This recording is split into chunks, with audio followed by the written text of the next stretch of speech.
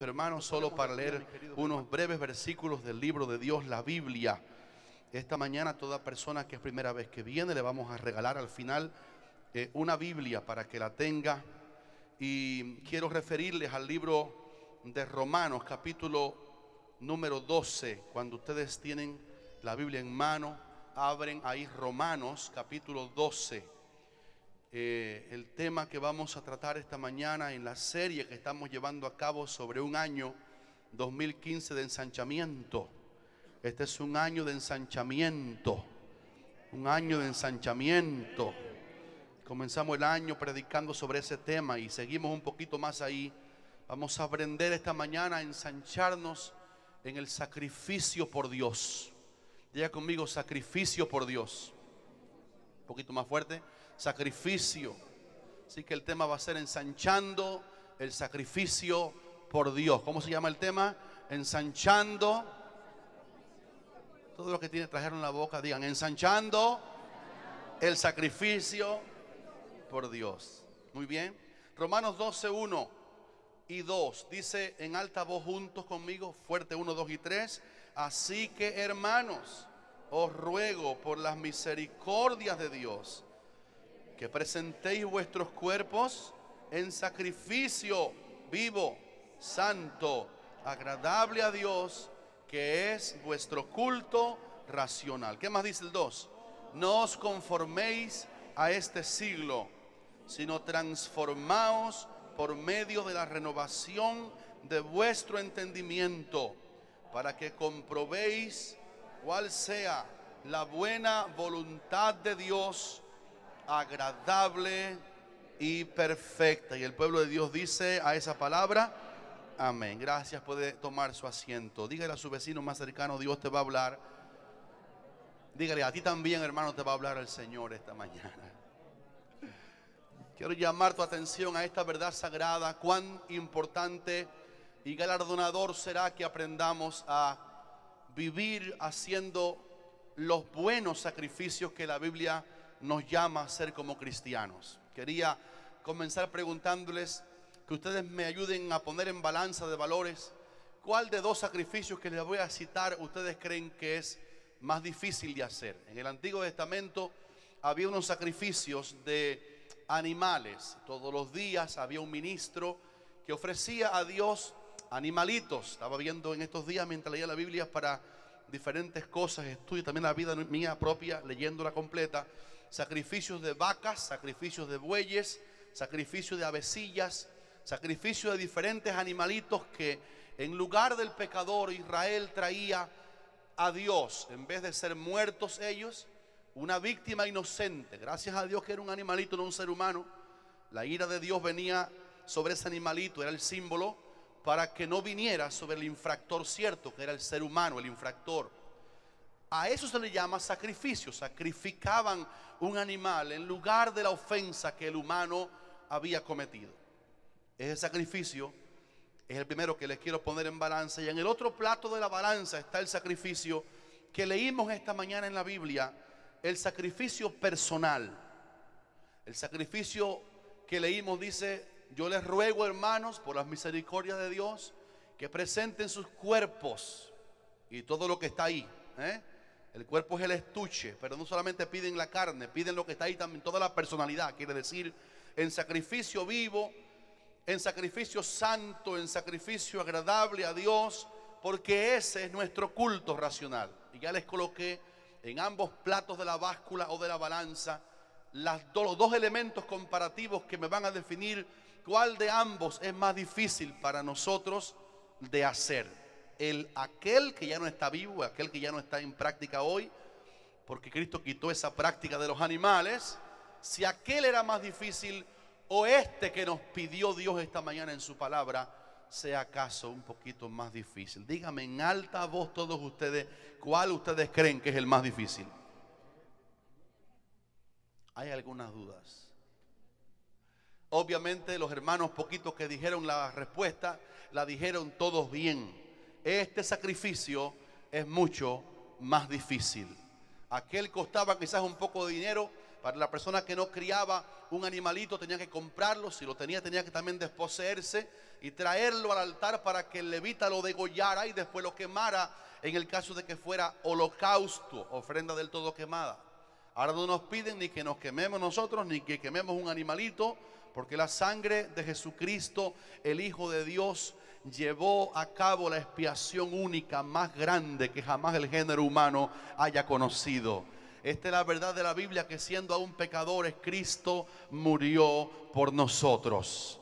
Esa es la verdad que ha sacudido el cosmos de Dios, y la humanidad entera ha sido de alguna manera afectada benditamente por el sacrificio de uno que ya no nos invita a que matemos un animal, sino que su sacrificio fue completo. Y cuando expiró en la cruz, Él dijo: consumado es. Y Él pagó toda tu deuda. Y Él pagó toda tu deuda. Y Él pagó toda mi deuda. Y Él nos puede decir: de la cruz te perdono. Y es por eso que le dio perdón y gracia y cielo a aquel hombre que estaba allí a un lado de él, que pidió misericordia, vio a Jesús y creyó en él, y le dijo: hoy estarás conmigo en el paraíso. Y es por eso que le pedí al Padre: Padre, estos que me están ahí crucificando, que me han pegado clavos en mis manos y en mis pies, me han coronado de espinas, me tienen en este patíbulum de la muerte, perdónalos, porque ellos no saben lo que están haciendo. Este sacrificio nos hace entender que lo que Dios pide no es un sacrificio de látigos, no es un sacrificio de que yo me ensangrente el cuerpo, no es un sacrificio como algunas personas, pobrecitos, en su fe mal ubicada hacen, caminar de rodillas para sacrificar el cuerpo. Está hablando de un sacrificio de entera consagración. Este sacrificio fue el que inspiró quizás a aquel himnólogo de la antigüedad que hizo ese grande himno que ha surcado siglos: que mi vida entera esté consagrada a ti, Señor. Que mis labios al hablar hablen solo de su amor. De esto es que se trata el sacrificio que Romanos capítulo 12 nos invita a hacer, y en un poquito más adelante lo voy a ahondar. Solamente quería que entiendas que lo que Dios nos pide es más difícil, y la respuesta por lo cual es más difícil es porque tenemos más ayuda de Dios para hacer más sacrificio. En el Antiguo Testamento, cuando le pedían un animal, quizás algunas veces a la semana, depende cuántas sesiones de pecado las personas cometían, y todo eso era un poquito duro. Pero ahora el Señor nos pide que ofrezcamos nuestro cuerpo al Señor en sacrificio vivo, santo y agradable, y le llama a eso nuestro culto racional. Pero tenemos la ayuda del Espíritu Santo que vive en nosotros, que nos invita a nosotros a ofrecer nuestra vida delante del Señor. Aquellos no tenían morada interna. Ningún creyente judío antes de Cristo tuvo la morada interna permanente del Espíritu de Dios. Pero después que ahora Cristo murió en la cruz y se levantó de los muertos, subió al cielo, vive en el cielo y viene pronto por la iglesia. Después de eso, cada persona que cree que ha pecado y le pide perdón a Cristo por sus pecados, tiene la bendición de que el Espíritu Santo viene a vivir dentro de esa persona.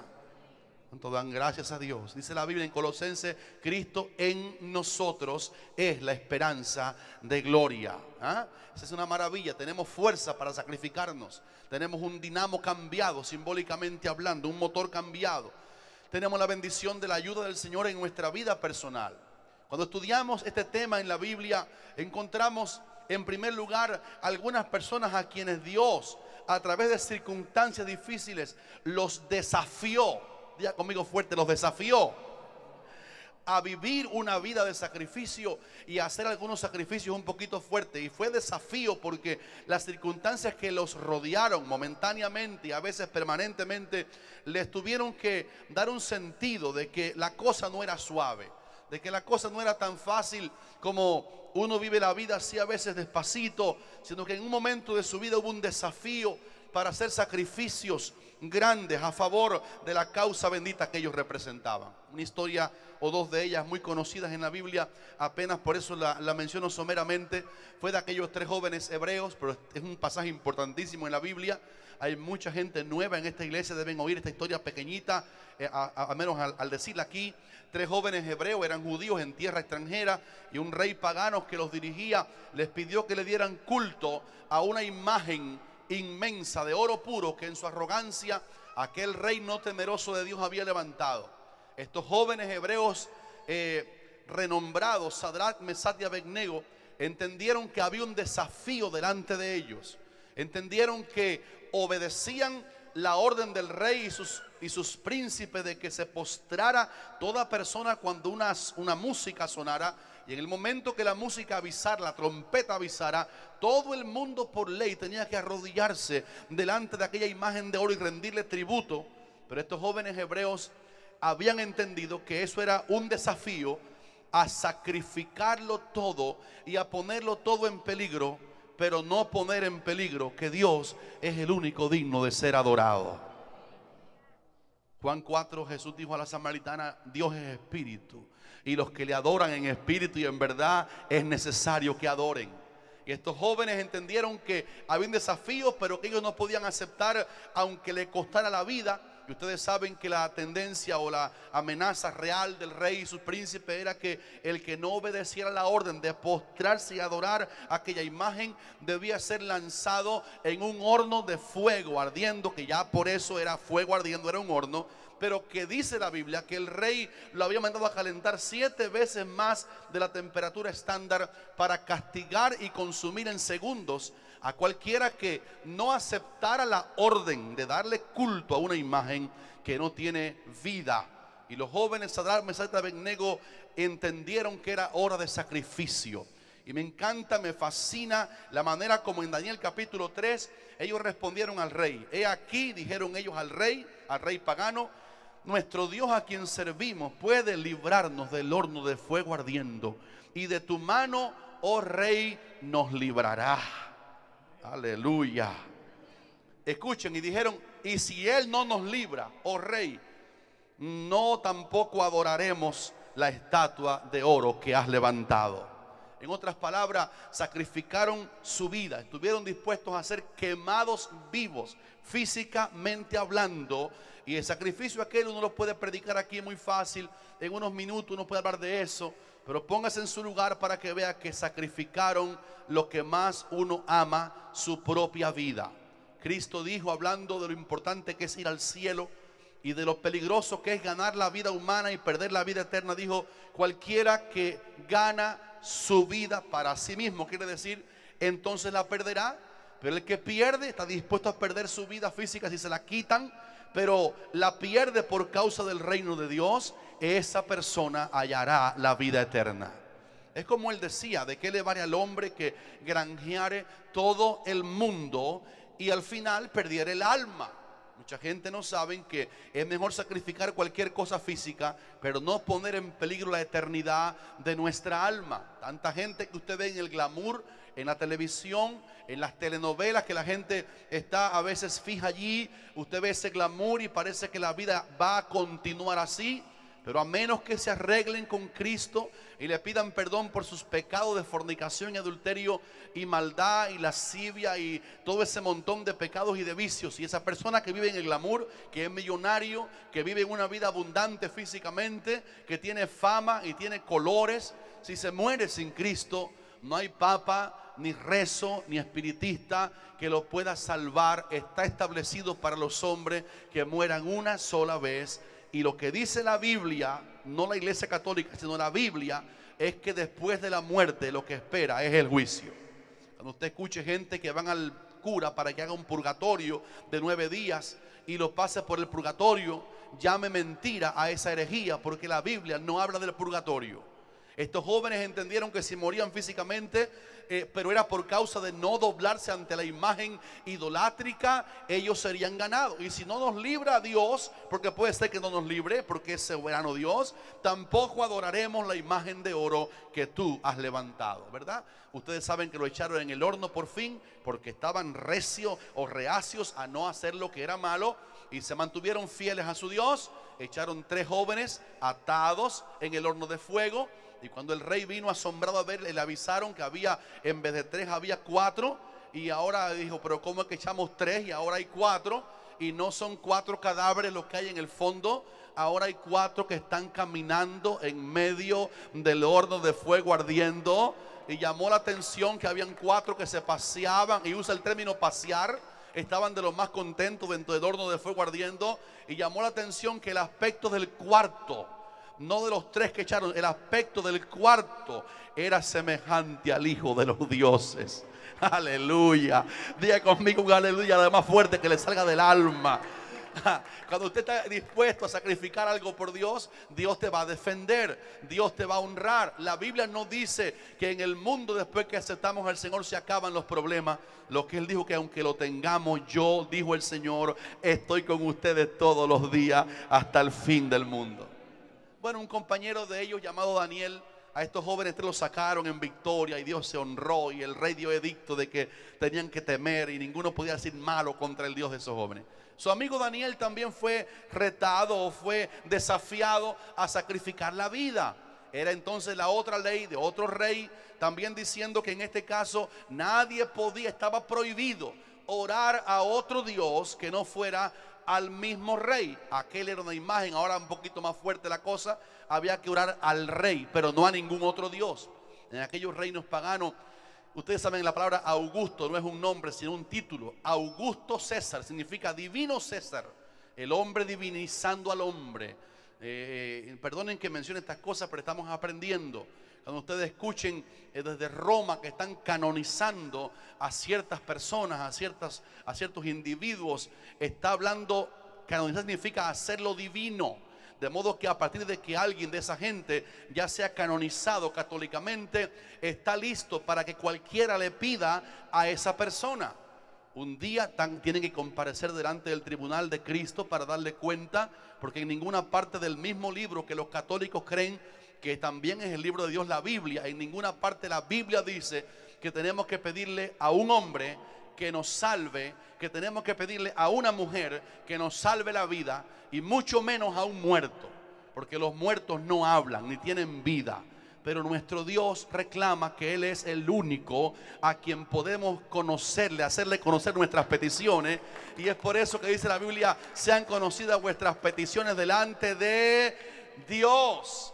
Y usted puede ayudar a alguien en su comunidad y llamar la atención por la Biblia. Ven conmigo para que veas que pedirle a una persona como si fuera divino es un insulto, y se llama blasfemia en la Biblia atribuirle poderes divinos a un ser humano que es ser humano, y cuando se muere se va el hálito de él y ese cadáver no tiene poder y espera juicio para bien de los salvados si murió en fe en Cristo, o para terrible condenación, no importa qué rango eclesiástico tenía, si se murió admitiendo que se le puede pedir a una persona. En el caso de Daniel, el edicto era que el rey pedía que a él le pidieran peticiones, pero no a ningún Dios, y Daniel sabía que el único era Dios.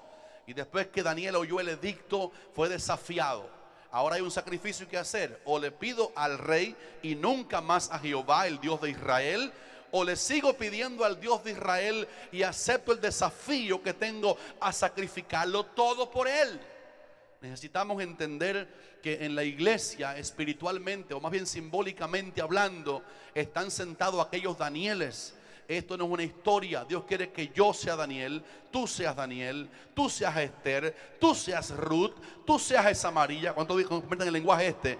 Que la historia se pueda repetir. Esto no es contar una historia pasada, aunque tiene vida porque está en la Biblia. Es ubicarme yo en ese lugar para que la palabra se haga poder hoy en mi vida, porque lo que estoy predicando es hoy. Y Daniel dijo: bueno, voy a ser desafiado, ahí está el desafío, no le pido a Dios, le pido al rey. Dijo: no, yo voy a seguir haciendo lo mismo que acostumbro a hacer.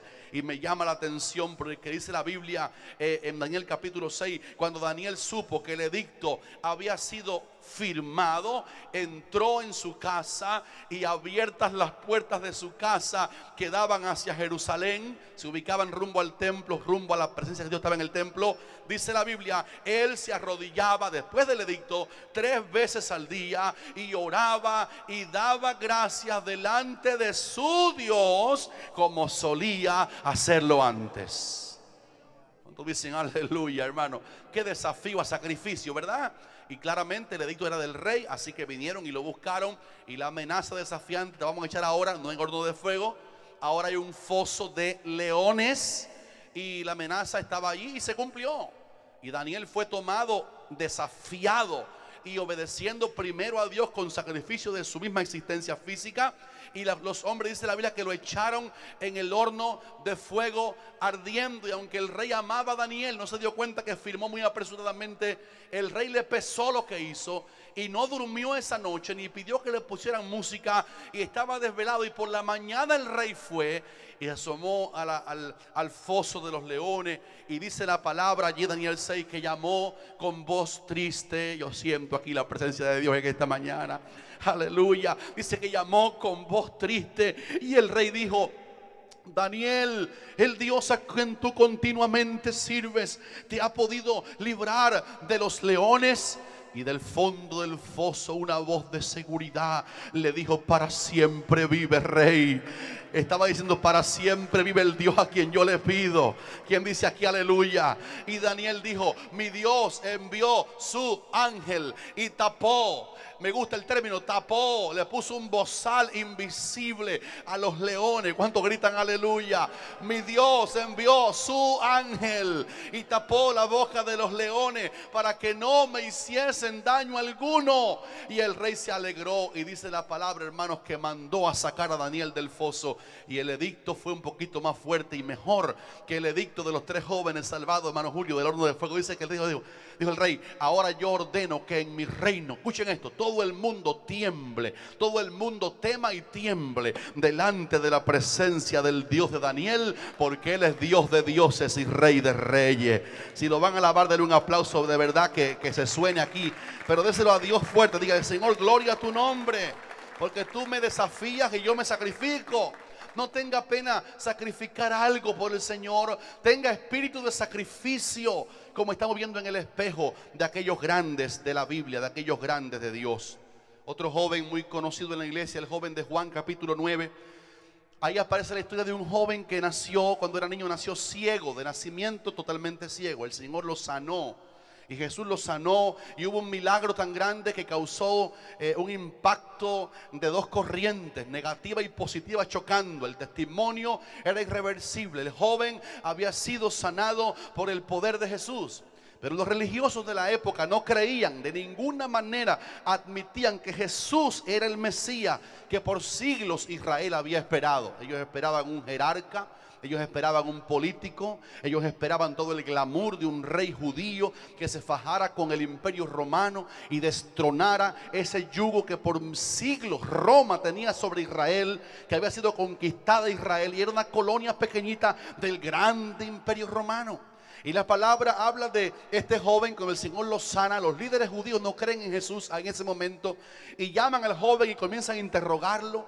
Cae confusión sobre otros líderes porque ahora hay una evidencia, y comienzan a fustigar al joven que tuvo una evidencia, gracias de que Cristo, ábrelo, de que Cristo era realmente el Mesías, porque lo había sanado completamente. Y cuando entrevistan al joven y le dijeron: no digas que ese Jesús fue el que hizo el milagro, porque ese Jesús es un pecador. Y escucha la amenaza, le dijeron: te vamos a expulsar de la congregación. En este caso era la sinagoga, un lugar de reunión judío para leer la Biblia de ellos, pero a la manera de ellos y con la interpretación de ellos, completamente ciega a la revelación de que Jesús es el Mesías de Dios. Dice la palabra que cuando lo llamaron: vamos a expulsarte de la sinagoga si sigues diciendo que Él fue el que te sanó. El joven dijo: mira, yo quiero decirles que aquel hombre que se llama Jesús hizo lodo, me untó los ojos y me dijo: ve al Siloé, a la fuente, al estanque de Siloé, y lávate. Y yo fui y me lavé y recibí la vista. ¿Quién lo alaba aquí esta mañana? ¿Cuántos dicen aleluya, hermano? Diga conmigo aleluya. Qué desafío, ¿verdad?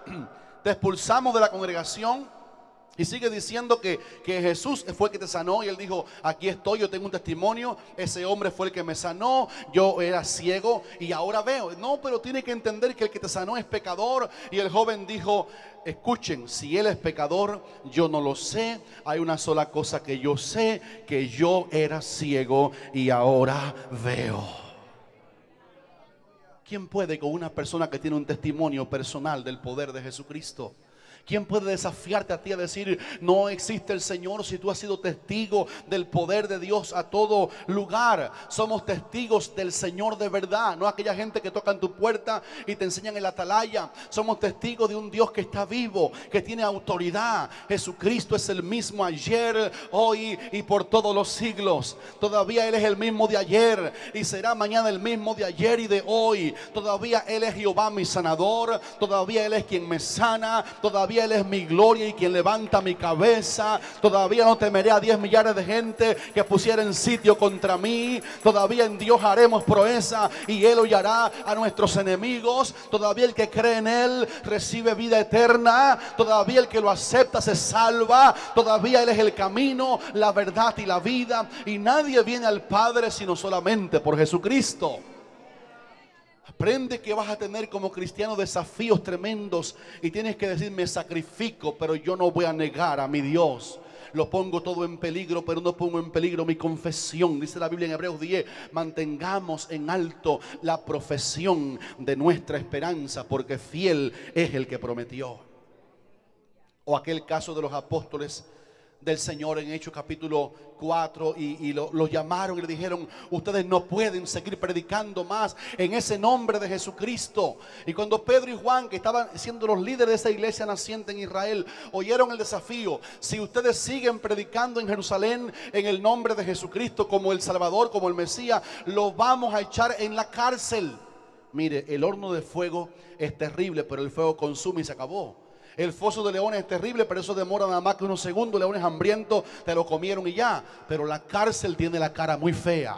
Privación de libertad, la cárcel. La gente no quiere ir a la cárcel. Tenemos un amigo nuestro cristiano que por una cosa que pasó en su vida hace tiempo está en la cárcel, y él me llamó hace unos días para saludarme con voz triste: pastor Eliseo, estén orando por mí, falta un abogado, oren. La cárcel tiene la cara fea. Algunos han estado en la cárcel, saben que es terrible. Yo fui a ver a ese pastor una vez en una cárcel que lo acusaron de alguna manera y está por allá, y yo me metí allá en aquellas rejas. Qué terrible. Los apóstoles del Señor desafiados a ser echados en la cárcel si seguían predicando que Cristo era el Mesías. Y cuando oyeron el desafío dijeron: tenemos que sacrificarlo todo, pero no podemos poner en duda que hemos visto que la tumba está vacía. No podemos poner en duda que Jesucristo está vivo. No podemos poner en duda que Él resucitó, porque si Él resucitó, nuestra fe tiene fundamento. ¿Cuántos dicen aleluya? El fundamento de nuestra fe es que Cristo ha resucitado de los muertos. Primicia de los que durmieron es hecho. Y Pedro le dijo, hermano, con una valentía así, diáfana, sin mucho arrugar la frente, sin mucho tragar seco en la garganta, le dijo: ustedes mismos juzguen si tenemos que obedecer a los hombres antes que a Dios, porque nosotros no podemos dejar de decir lo que hemos visto y oído. ¿Cuántos dicen aleluya? Yo quiero hacer una pausa y preguntar en esta mañana tarde ya: ¿cuántos aquí han visto el poder de Dios en su vida de alguna manera? Te ha sanado, te ha ayudado, te ha bendecido, te ha libertado, te ha sustentado en el momento de dolor, te ha consolado.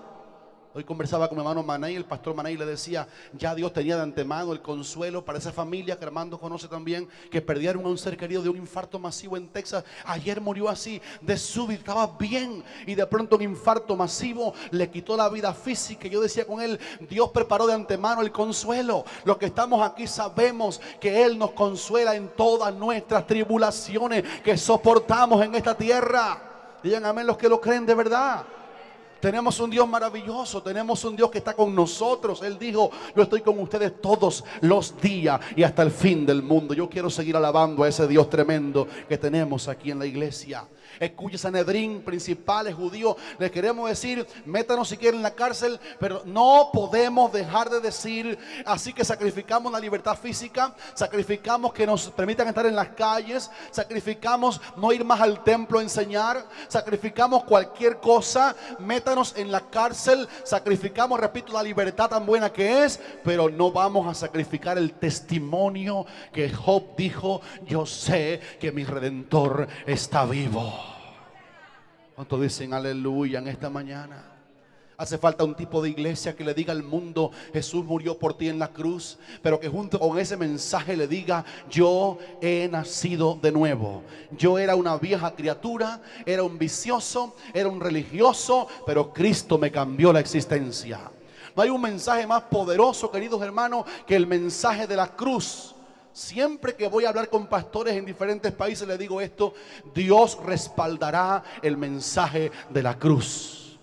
Mensaje que Pedro predicó en casa de Cornelio no fue tan rebuscado como estamos aquí dando un estudio. No, Pedro fue a evangelizar un grupo de gentiles y de lo que le habló fue de Jesús de Nazaret. Dios envió un mensaje a los hijos de Israel anunciando el evangelio de la paz por medio de Jesús. Él es Señor de todo. Ustedes saben lo que se divulgó por toda Judea, comenzando desde Galilea después del bautismo que predicó Juan, cómo Dios ungió con el Espíritu Santo y con poder a Jesús de Nazaret, y cómo anduvo haciendo bienes y sanando, porque Dios estaba con él, al cual le pusieron en el madero y le mataron, pero Dios le levantó de los muertos, de lo cual todos aquí somos testigos, y nos mandó que predicásemos al pueblo entero y le dijéramos que Él es el que Dios ha puesto por juez de vivos y muertos, y que los que en Él creyeren recibirán perdón de pecados por su nombre.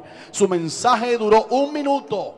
Y cuando había predicado 1 minuto, Pedro había dicho todo lo más importante que la tierra tiene que oír: que yo era pecador, pero Cristo murió por mí, que fue sepultado completamente muerto, pero se levantó de la tumba completamente vivo y ascendió al cielo, ora por todos nosotros y viene pronto a buscar una iglesia que le ama y que le sirve en espíritu y en verdad.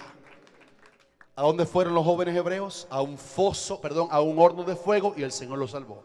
¿A dónde fue Daniel por seguir desafiando ahora él a los impíos con su posición de sacrificio? A un foso de los leones, pero el Señor los salvó. ¿A dónde fueron esta gente como los apóstoles que ahora los amenazan? Ellos siguieron predicando como habían determinado poner en riesgo la vida física, la libertad. Los echaron en la cárcel. Pero hay un pasaje que dice que cuando los metieron en la cárcel, estaban una noche allí, un ángel del cielo bajó de arriba y se metió en la cárcel. Dijo: vayan para afuera y sigan predicando esta palabra de vida al pueblo entero.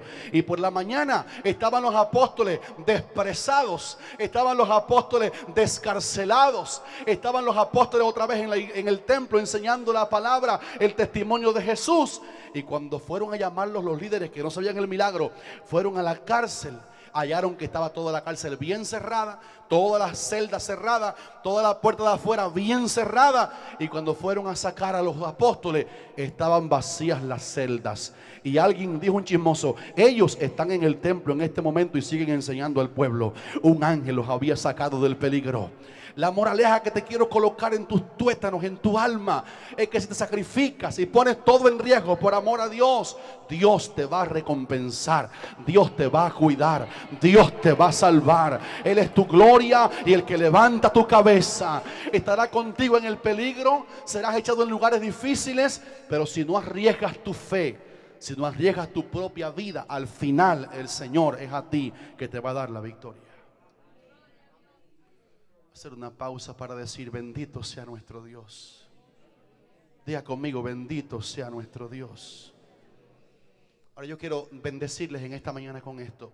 ¿Sabe por qué la Biblia nos invita mucho a aceptar desafíos y a seguir siendo sacrificados por el Señor? Porque hay una palabra que dice Dios: Dios no nos dio espíritu de temor, sino espíritu de poder, espíritu de amor y espíritu de dominio propio. Él no me dio espíritu de temor.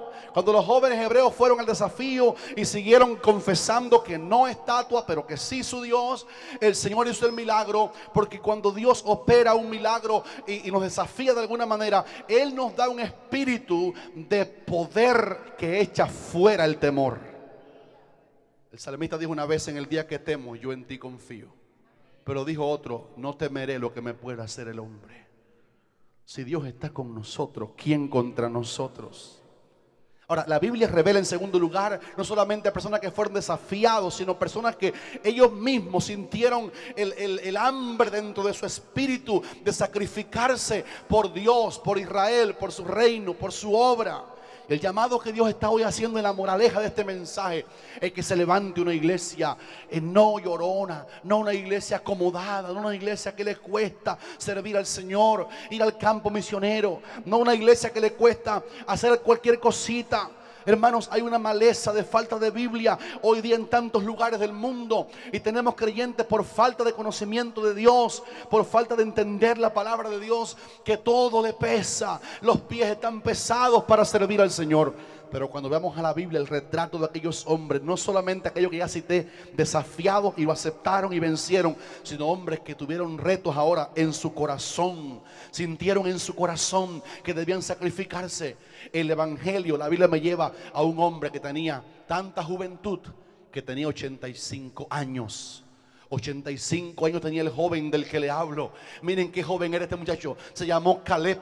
Tenía 85 años. Había caminado junto a Moisés y a Israel en el peregrinaje del desierto. Y cuando ahora Josué, el líder que vino después de Moisés, llega con ellos a la frontera y comienza a conquistar ciudades, este hombre, soldado de Dios, este siervo del Señor, tenía 85 años. Pero no estaba desanimado, ni estaba acomodado, ni estaba jubilado en el reino de Dios.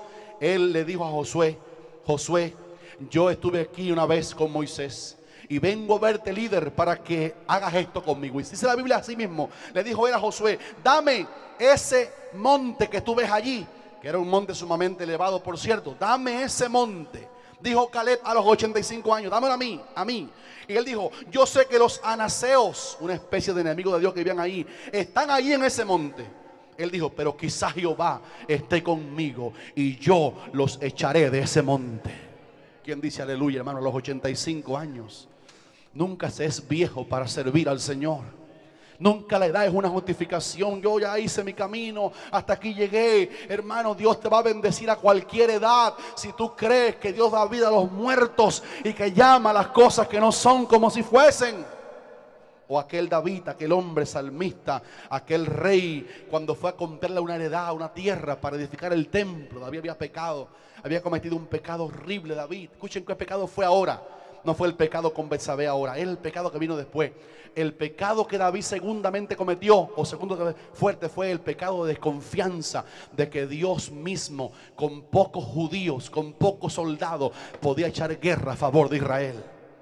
Y David dijo: déjame ver con cuánto yo cuento en mi reino. Y la palabra en 2 de Samuel 24 habla de este asunto terrible que le pasó a David, y mandó a Joab que contara uno por uno los hombres de Israel, y no era malo contarlos. Hay un libro que se llama Libro de Números en la Biblia, lleno de censos. Dios mandó a contar a Israel. El problema es cómo Moisés lo contó. Él dijo: para saber, dijo David ahora, cuántos soldados, con cuánto contamos nosotros. Él no se acordaba que aún con poquitos hombres Dios había dado victorias tremendas a Israel. No se acordaba que Gedeón con 300 hombres abatió a un ejército de miles de amalecitas, porque Jehová no gana la batalla con espada ni con lanza. Aleluya. Él no se acordaba que un solo David, jovencito, venció a un gigantote solamente apoyado en el nombre del Señor. Y cuando David pecó, vino juicio para Israel, y él fue mandado por el profeta a hacer un sacrificio de perdón, de súplica por su pecado. Y llegó David a la era de Ornán Jebuseo, y Ornán le dijo: así que tú vienes aquí para pedirme que te venda una. Sí, yo vengo a pedirte que me vendas aquí una tierra. Y aquel hombre noble dijo: no, mi rey, yo quiero regalarte a ti esta tierra para que hagas un sacrificio para Dios. Si es para ti, si es para Dios, tómalo todo lo que tú quieras, te lo regalo. Pero David tenía sentido de sacrificio. Diga conmigo: sacrificio.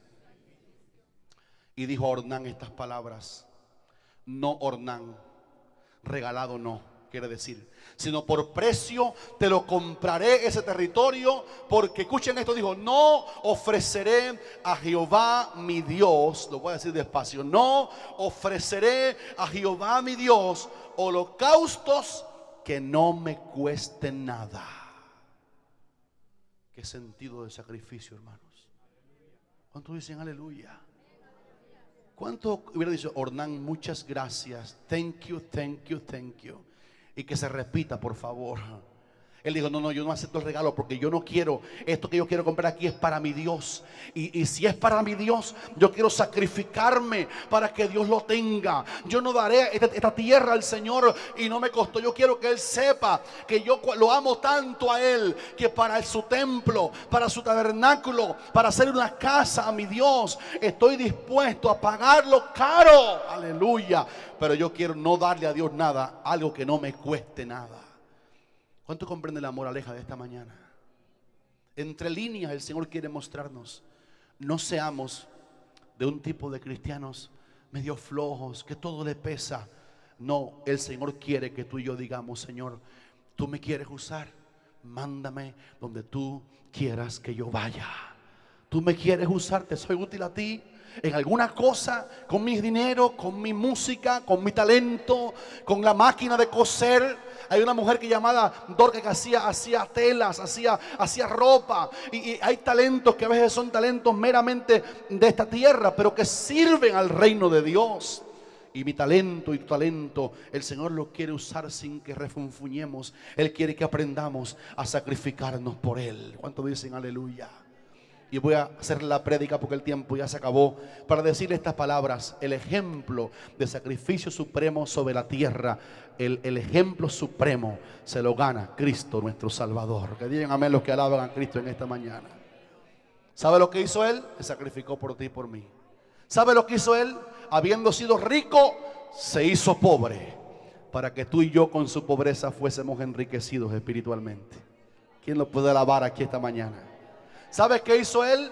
Siendo en forma de Dios, no estimó el ser igual a Dios como cosas que aferrarse, sino que se despojó a sí mismo, tomando forma de siervo, y estando en la condición de hombre se humilló a sí mismo y se hizo obediente, Jorgito, hasta la muerte, y muerte de cruz. Pero en todos los casos está en la moraleja, el ejemplo de la recompensa. Cómo se sacrificó tanto y fue a la cruz y entregó su carne y dijo antes de morir: no lloren por mí, dijo el Señor. Había una mujer llorando cuando lo vieron con la cruz a cuesta. Ese nazareno, ese manso cordero, ese hombre que sanaba leprosos, ese hombre que sanaba a los inmundos, ese hombre que comía con los pecadores para hablarle del amor de Cristo, ese hombre que perdonó a la mujer ramera, ese hombre llamado Jesús, que también es Dios, amado, que daba pan a las multitudes, ese hombre que sanaba a los leprosos y a los ciegos. Oímos aquí hoy eso. Ese hombre llamado Jesús lo mataron porque era designio de Dios que muriera por nuestros pecados, como dije al principio. Cuando iba rumbo al patíbulum de la cruz, unas mujeres que le servían con sus bienes iban llorando, y él se veía y dice: hija de Jerusalén, mujeres judías, quiere decir, no lloren por mí, lloren por sus propios hijos. Y les profetizó los días terribles que venían para Jerusalén, porque esa Jerusalén no había creído que él era la única esperanza de ese pueblo, el deseado de todas las naciones, el verbo de Dios, el verbo de Dios, la raíz de David, la estrella resplandeciente de la mañana. Yo lo siento aquí en la iglesia en este domingo lindo. No creyeron que él venía para salvarles, y aunque les habló de salvación, ellos no creyeron y dijo: no lloren por mí, yo voy a la cruz, pero hay una victoria que ya avisé que me espera. El que se sacrifica, Dios lo recompensa al final. Dice aleluya. Esa es la moraleja, ¿verdad? La esperanza está allá. Lloren por ustedes. Y mandó que se callaran, y él fue a la cruz y murió. Y murió cruelmente. Ninguno aquí tiene medida exacta para darse cuenta una muerte de cruz. Por eso dice Filipenses 2: y muerte de cruz. Cuando dice mi libro, El Cordero Inmolado, todos ustedes lo conocen, en una parte que hablo de la crucifixión, narrando qué pasó allí, encontré evidencia bibliográfica de lo que era la muerte de cruz. La muerte no era una muerte cualquiera, no era clavar un clavo aquí, y a las pocas horas ya se desangró y se murió. La muerte de cruz era una ignominia que los griegos inventaron para ladrones de la alta casta del mundo bajo del ladronismo y de la rapiña. Para avergonzarlos los crucificaban. Y a veces estaban 3 días en la cruz, era lo normal, el estándar era 3 días. crucificado, desangrándose poco a poco, solo.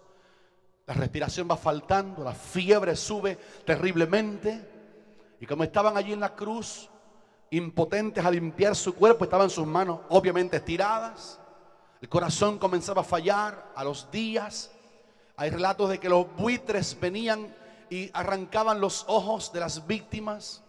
Era un panorama terrible, y es por eso que la Biblia dice: se hizo hombre, bajó de arriba con sacrificio, se humilló, caminó por aquí y fue a una muerte, la muerte de cruz, la más ignominiosa. Por eso, mis amados hermanos, cuando sintamos una autocomodidad y una autolástima, ay, yo no puedo porque yo estoy cansado, no puedo porque yo tengo tal cosa, vaya por fe a la cruz y vea qué grande fue el sacrificio de Cristo por nosotros. El sacrificio de la cruz me avergüenza muchas veces a mí, que me quejo tanto de la vida. El sacrificio de la cruz me avergüenza a mí de cómo hacemos a veces la obra de Dios a base de pesadumbres. El sacrificio de la cruz me dice: corre a la iglesia, que no te pesa mucho caminar. Tenemos carros aquí y si llamamos nos vienen a buscar a la casa. El sacrificio de la cruz me dice que yo debo imitar a ese que lo sacrificó todo. Por eso su muerte se llama el sacrificio de la cruz. Pero después que murió, Filipenses lo narra de una manera tan elocuente. Con eso cierro este mensaje de sacrificio. Filipenses dice: después que murió, esa muerte, Dios lo exaltó, no a cualquier lugar. Dios lo exaltó hasta lo sumo. Y cuando lo exaltó hasta lo sumo, después que lo exaltó hasta lo sumo, en ese maravilloso cuadro de exaltarlo a lo más máximo. En otras palabras, no hay artista, no hay presidente de ningún país, no hay Bill Gates, no hay millonarios que tengan la gloria que tiene hoy nuestro Señor Jesucristo. Que digan amén los cristianos de verdad, digan aleluya. Lo exaltó hasta lo sumo. No hay ninguna gloria en este mundo que supere esa maravilla. Por eso cuando vino el diablo a decirle: ven, póstrate aquí. Y si te postras aquí, dijo el diablo, desafiando a Jesús en un tremendo reto: te daré todos los reinos del mundo. Jesús dijo: vete de delante de mí, Satanás, porque me eres tropiezo. ¿Cuántos dicen algo? Vete, vete. Está escrito, el diablo, que al Señor tu Dios adorarás y a Él solo servirás. Dios lo exaltó ahora hasta lo sumo. Se sacrificó primero, pero después lo exaltaron. Un día tu cruz se va a convertir en corona. Un día tu llanto, estoy diciéndolo en esta mañana en el Espíritu de Dios. No hablo solamente del cielo, aquí en la tierra Dios te va a cambiar el lamento en baile. El Señor te va a cambiar el lamento en baile. Te va a quitar el cilicio, el luto, y te va a ceñir de alegría. Vendrán días de tanta gloria que vas a olvidar la miseria que dejaste atrás. Vendrán días de tanta gloria que la humillación que has tenido se va a despojar de tu conciencia. Vendrá tanta bendición que va a caer sobre ti, incluso antes que Cristo venga. Escúchalo, iglesia, que te vas a olvidar de cualquier sacrificio que alguien te hizo hacer, como los jóvenes hebreos, como Daniel, como aquellos santos, como David, que lo pagó caro el lugar de Dios, porque va a venir una bendición tan grande sobre cada persona que sepa que Dios no se queda con nada, y el sacrificio que le das a Dios te lo va a recompensar. Él es galardonador de los que le buscan. Él es un Dios retribuidor de obras. Que digan amén los que lo creen. Él dice en la palabra: el trabajo que haces en el Señor nunca es en vano. Yo admiro mucho a esta iglesia, porque esta iglesia no está compuesta por gente que viene aquí cuando les sobra tiempo. Ustedes vienen aquí siempre cantando, vienen con alegría, vienen con gozo. Algunos vienen enfermos. Pastor, vine enfermo, pero vine porque tengo un nivel de compromiso con Dios. Y una muela no me va a dejar en la casa, una rodilla que me duele no me deja. Yo voy a hacer un sacrificio. Y después que vienen aquí dice: ay, qué bueno estuvo el mensaje. Dios me bendijo, Dios me habló. Ay, qué rica la profecía. Ay, qué rica las alabanzas. Ay, qué rico. Había un ambiente de liberación, porque la Biblia dice, Rufino, que aquí Dios envía bendición y vida eterna. Qué poquito nos pide Dios. Nos pide que presentemos nuestros cuerpos, nuestra vida. Te la ofrezco, Señor. Que mi vida entera esté consagrada. Eso es lo que pide el Señor. Que ofrezca mi cuerpo en sacrificio vivo, santo, agradable. Pienso a veces en los jóvenes que están en las escuelas. Digo, Señor, guárdalos. Este versículo que dice la Biblia aquí, que presenta el cuerpo. En Efesios dice, huid de la fornicación. Primera de Corintios 6, huid de la fornicación, un sacrificio. ¿Sabe cómo están los jóvenes en la escuela? Fornicando. Tienen fotos pornográficas en el teléfono. ¿Sabe cómo están los jóvenes en la escuela? Enviando fotos sexuales unos a otros y después se han ahorcado, se han quitado la vida. Alguien robó una imagen de una novia desnuda y después la subió a una página y publicó la intimidad que tenía con él. ¿Sabe cómo está el mundo corrompido? Ha llegado un tiempo cuando ser cristiano verdadero cuesta un sacrificio. ¿Cuál es? Ofrecer mi cuerpo, mi vida, mi mente, mi corazón, mis emociones, mi tiempo, todo lo que soy.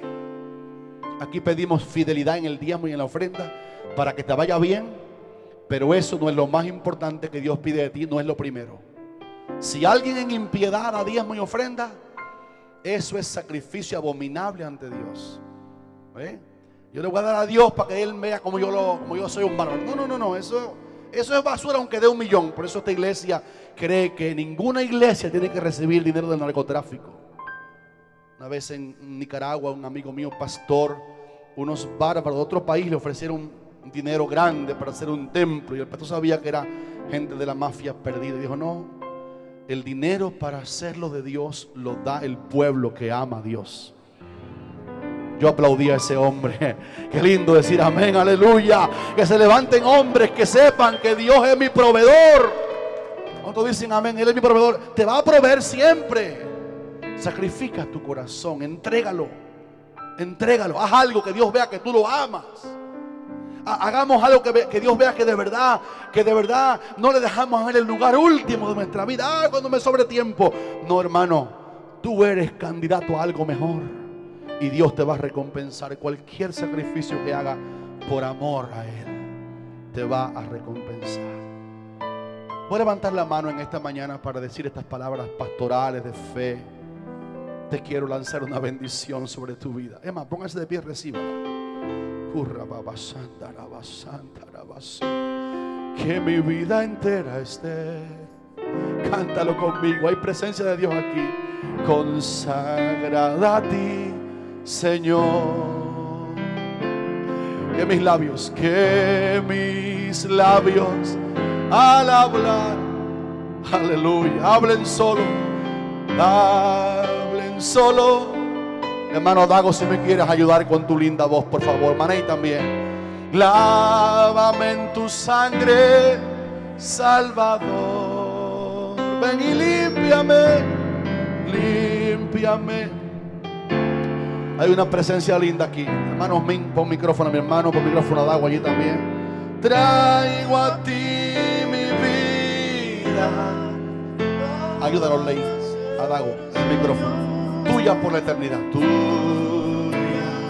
por la eternidad. Que mis pies tan solo en pos, vamos. Que mis pies tan solo en pos de los santos puedan ir. Vamos conmigo. De los santos puedan ir. Y que a ti, Señor, mi voz se complazca en bendecir. Y que a ti, Señor, mi voz se complazca en bendecir. Vamos a pedirle que nos limpie de pecados.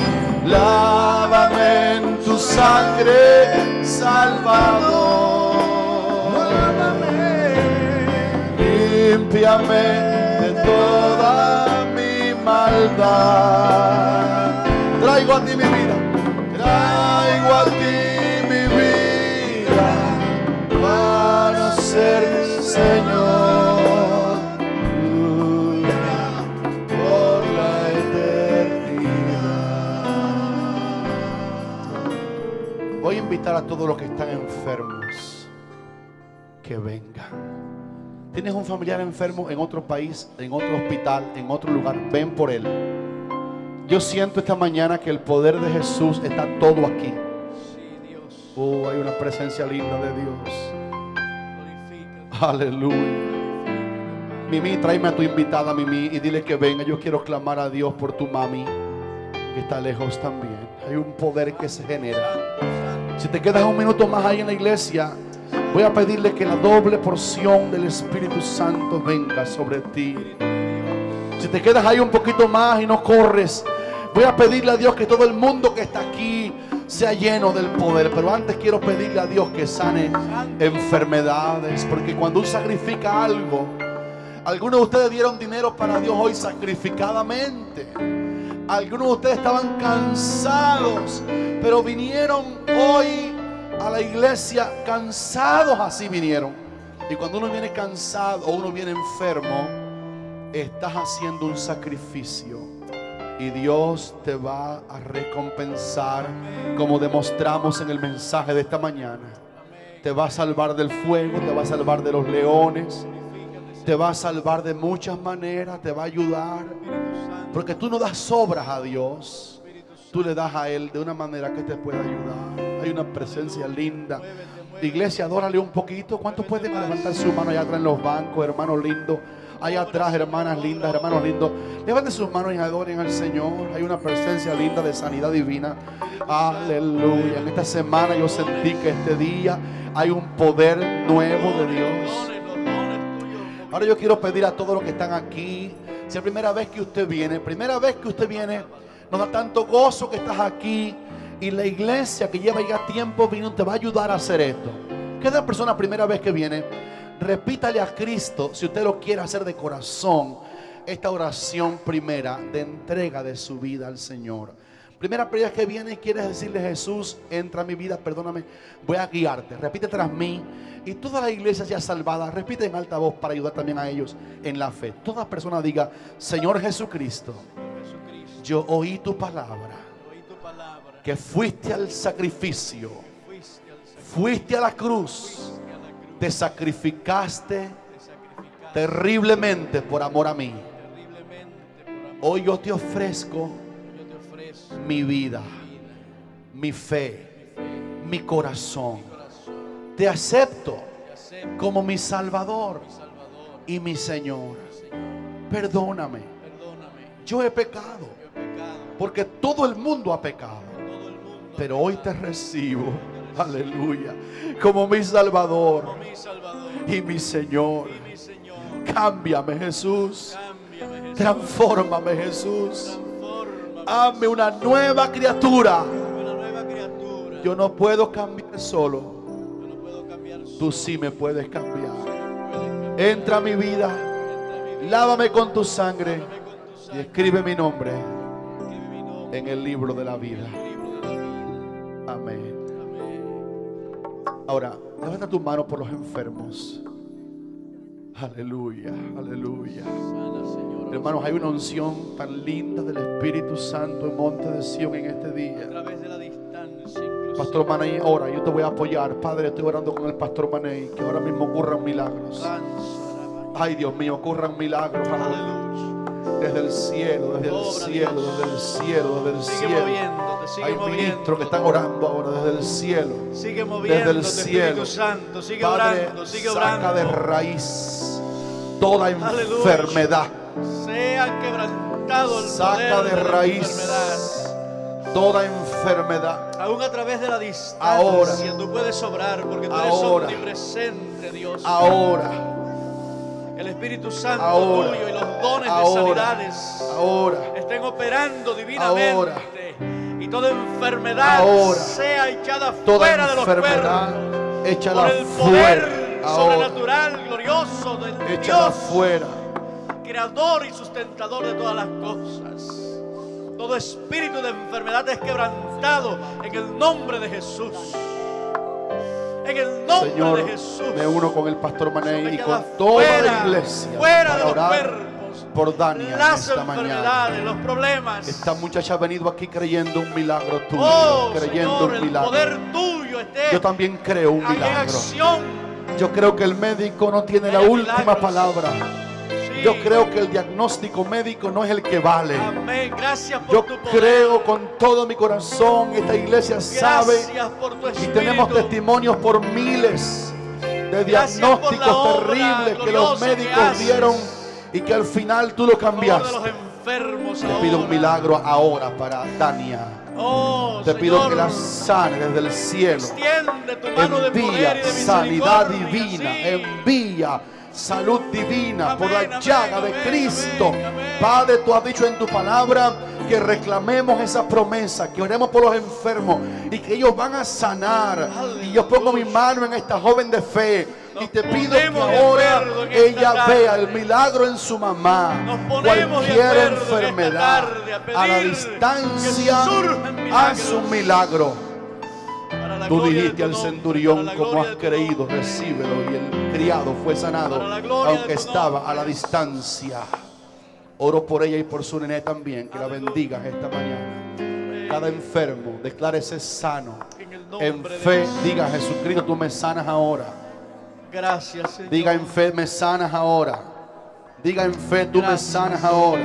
Todo el mundo diga en alta voz: tú me sanas ahora. Gracias porque sanas No hace ahora, falta que te Señor. toque mi mano, porque yo no tengo poder sanador. Es Cristo el que te toca ahora.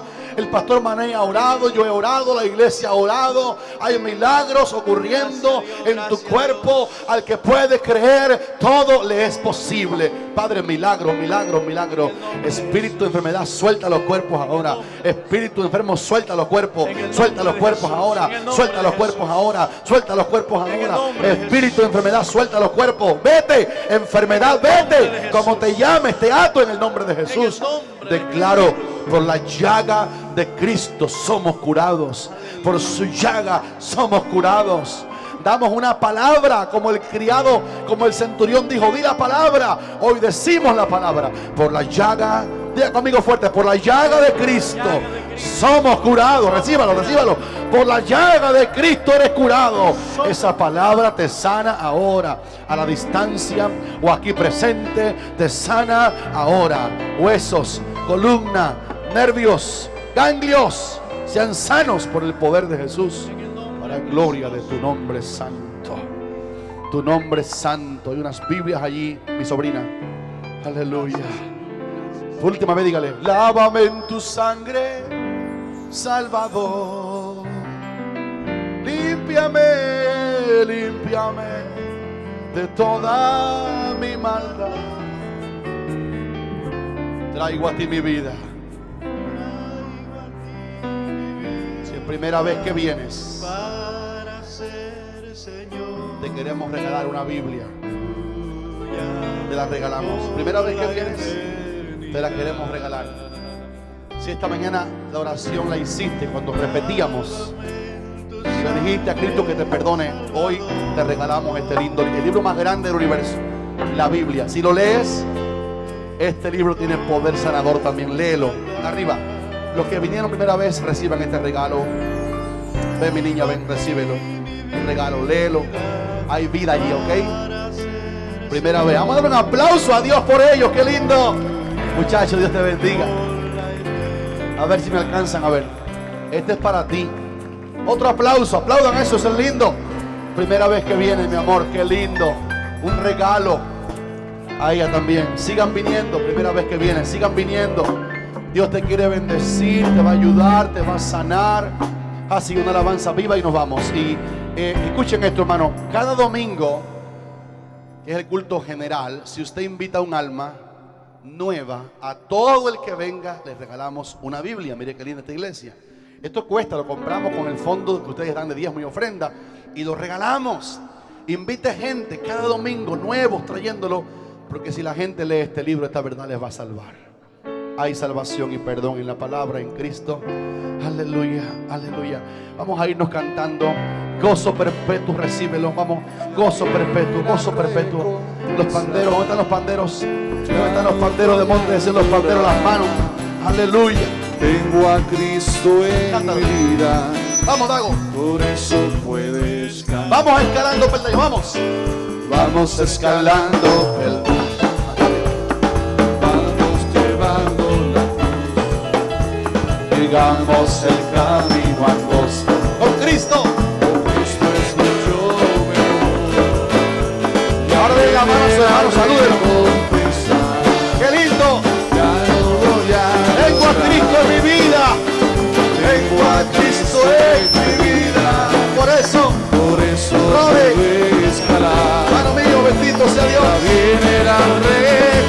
salvada, enfermos sanados. Ya no voy a llorar. Tengo a Cristo en mi vida. Tengo a Cristo en mi vida. Por eso puedo escalar. ya viene la recompensa. Ya no voy a llorar. Tengo a Cristo en mi vida. Por eso puedo escalar. Ya viene la recompensa. Estamos despedidos. Ya no voy a llorar. Tengo a Cristo. Tengo a Cristo en mi vida. Por eso puedo escalar. Ahí tienes tu Biblia.